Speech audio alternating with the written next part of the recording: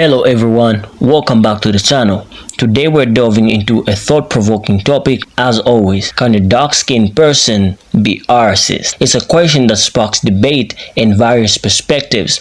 Before we dive in, don't forget to like, share, and subscribe to stay updated with our discussions. In the first part of this video, we showcase clips of dark-skinned individuals engaging in a lively debate on whether they believe dark-skinned people can be racist. The diversity of opinions is a testament to the complexity of this issue. Exploring the question of whether dark-skinned people can be racist reveals a complex and nuanced terrain, rich with historical, social, and conceptual intricacies. The complexity of this topic arises from a combination of factors that demand a careful examination. Now let's take a look at some of those videos that I've prepared for you, and I'll meet you at the end of those videos where I'll get to introduce the main video at the end. Let's get into it. One of the most annoying discussions that I see take place is the argument about whether people can be racist or not. And before I get into the Google definition that most people are using in order to justify why this is even debatable, I gotta ask, to the people that raised this question in the first place and say yes, that they can be, who are you protecting? What people have been so harmed by black that you need to stand in their defense? Is there a people that have been colonized by Africans and brought to a new world that they didn't want to go to and forced to build an African empire? Is there some people in Asia or Europe with an African last name and speak an African tongue that have been robbed of their history? After World War II, a doctor named Gregory Stanton wrote a thesis on the 10 stages of genocide. Most of these stages America has already gone through, but that 10th stage is what speaks to people asking whether or not black people can be racist. It's the stage where the perpetrator decides to deny the history that they've done to people and blame the victims instead. Google defines racism as prejudice, discrimination, or antagonism by an individual, community, or institution against a person or people on the basis of their membership to a particular racial or ethnic group, typically one that is a minority. A lot of y'all skip over the prejudice and discrimination and go to antagonism by an individual and then skip to against a person. But what you fail to read is the part that says on the basis of their membership in a particular racial or ethnic group. We have never been prejudiced, antagonized, or discriminated anyone just on the basis of their membership to a racial category we did not create. Some of us may be apprehensive or defensive based on our treatment by other groups, because we're not going to act like the past 400 years didn't happen. But some of y'all think retaliation against the system is racist towards an individual, and that's really just showing your guilt. One, I don't think you're able to talk about white people when your tongue is that white. But this girl is trying to say that you can't be racist to white people, which is false. You can literally be racist to anybody. Anybody who exists can be racist. It doesn't matter who you are, especially black people. Black people on this app swear they can't be racist, but prove it day in and day out. I can literally get on this app every single day and see a video of a black person talking shit to a person, and all you see in the comments are laughing emojis and "get 'em, sis." It's disgusting. Because if we reverse the roles in any of these videos that we've been covering recently, these white people would be all over the news. So stop saying that black people can't be racist to white people. It has zero to do with power. It has everything to do with whether you're a good person or you're a piece of shit. I mean, how hard is it to just not be racist? Like, really, how hard is it? Child, racism is systemic. You're talking about prejudice. African Americans cannot be racist. We do not have the social standing to do so. First off, if your argument starts off with child, you might want to just stop there.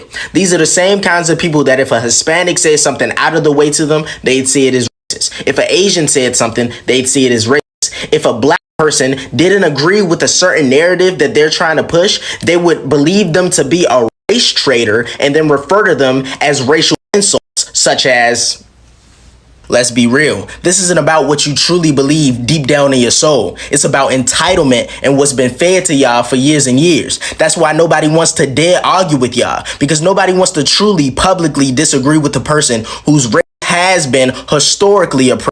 And that's why you get to walk around saying and doing whatever you want, no matter who it hurts. And that should show you how free and not oppressed you truly are. Anyone who says you can't be racist towards white people is wrong. If you view a race as superior or inferior, or you make a judgment about somebody solely based on their race, guess what you're being? A racist. And people do that to white people all the time. In fact, it's the most socially acceptable type of race you can be.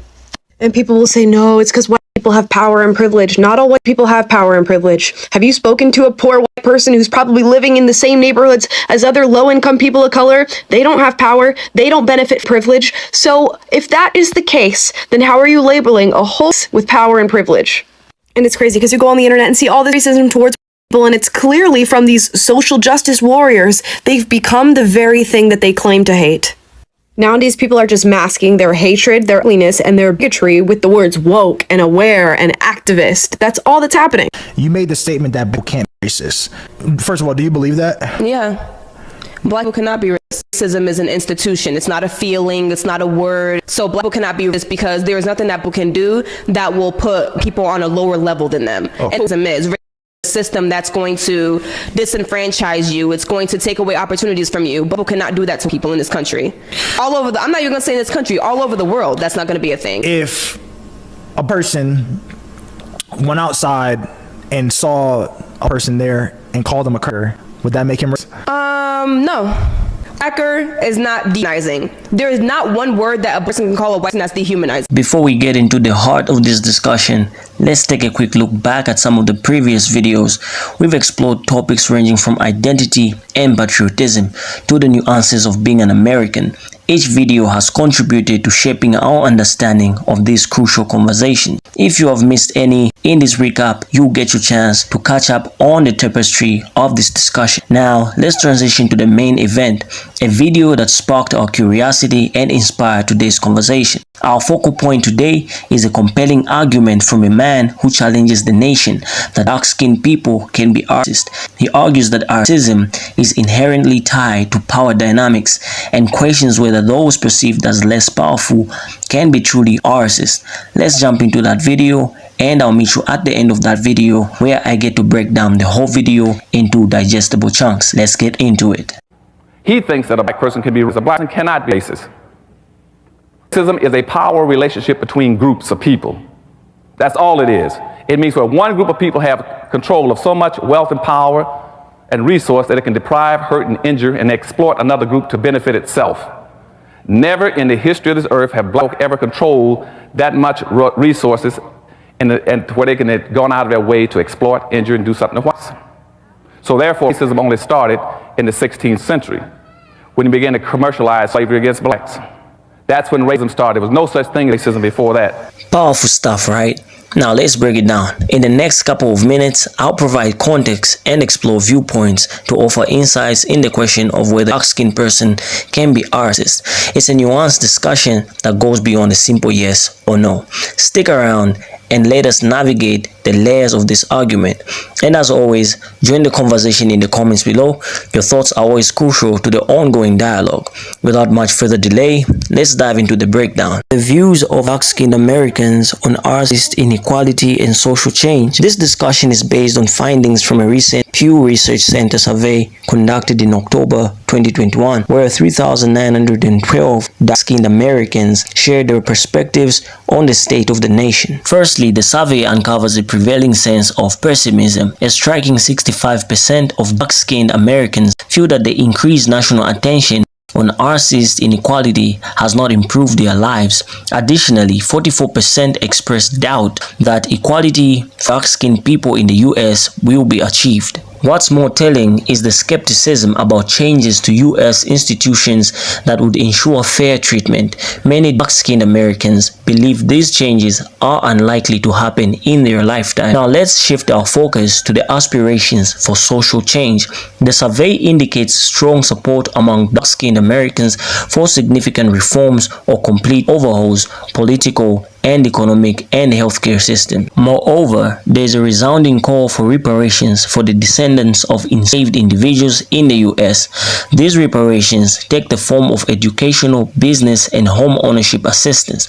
As we dig deeper into the survey, we discover intriguing differences based on party affiliation, age, gender, and income among dark-skinned Americans. For instance, dark-skinned Republicans tend to focus more on individual acts of racism, while dark-skinned Democrats are more likely to emphasize structural racism and its impacts. All dark-skinned adults place higher value on voting and protesting as effective strategies for social change. The survey also highlights that dark-skinned adults with lower incomes are more inclined to favor cash payments as a form of reparations compared to those with higher incomes. Now that was a survey concerning this topic. Let's dive deeper into some more discussions so that we can unravel some impelling evidence about this topic. The historical context plays a crucial role in understanding the complexity of this question. The United States has a deeply rooted history of systemic racism and oppression against dark-skinned individuals. Centuries of slavery, followed by segregation and institutional discrimination, have created a unique backdrop against which contemporary discussions of racism unfold. Acknowledging this historical context is essential to appreciate the complexities involved. Another point on power dynamics is one key element in the complexity of this question is the consideration of power dynamics. Traditionally, racism has been defined by a combination of prejudice and power, with the powerful using their influence to perpetuate discriminatory practices. Some argue that, given historical and systemic disadvantages, dark-skinned individuals lack the structural power to be racist in the same way that palm-colored people can. Others, however, contend that racism can manifest at an individual level, irrespective of systemic power dynamics. Individual versus structural racism.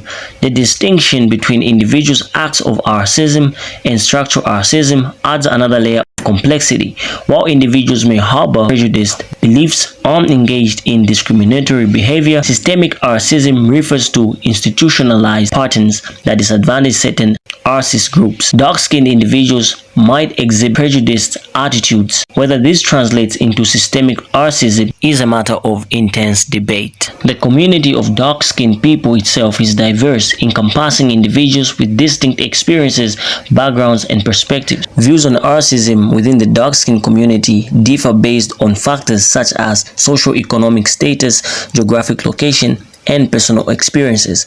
Recognizing this internal diversity adds layers to the conversation, challenging any attempt to homogenize the experiences and opinions of dark-skinned individuals. Language evolves, and so do concepts. The understanding of racism has expanded over time, incorporating new dimensions and considerations. As society progresses, the terms and frameworks we use to discuss racism may shift, leading to ongoing debates about the appropriateness and relevance of existing definitions. The intersectionality of identities such as race, gender, and socio-economic status further complicates the question. Dark-skinned individuals may experience discrimination based on various intersecting factors, influencing their perception on racism and its manifestations. There you have it, a glimpse into the nuanced and varied perspectives of dark-skinned Americans on racist inequality and social change. In our upcoming videos, we'll continue to explore these crucial conversations. Don't forget to like, share, and subscribe to stay engaged in these discussions. Thanks for being part of the conversation. Until next time, stay curious.